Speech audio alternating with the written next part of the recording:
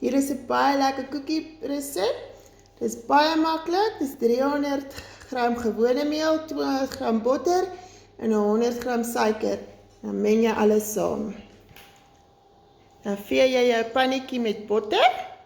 Wat is botter? Jy kan maar verder vryf, liefie. Lekker oral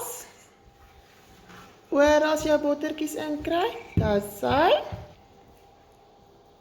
Dan laat jy hulle met die deegie rondie balletjies rol en dan dit plat druk en in die pannetjie sit.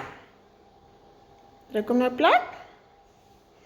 Asai en sit in die pannetjie. Baie mooi. Volgende ronde balletjie.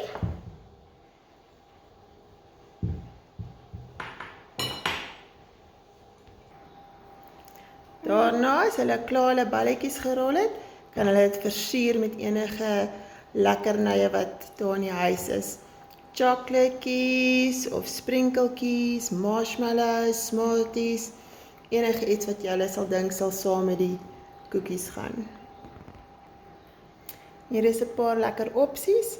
'n Mens kan selfs die deegie bietjie meng met kakaopoeier en dan kan jy dit ook lekker so geniet as 'n chocolate koekie.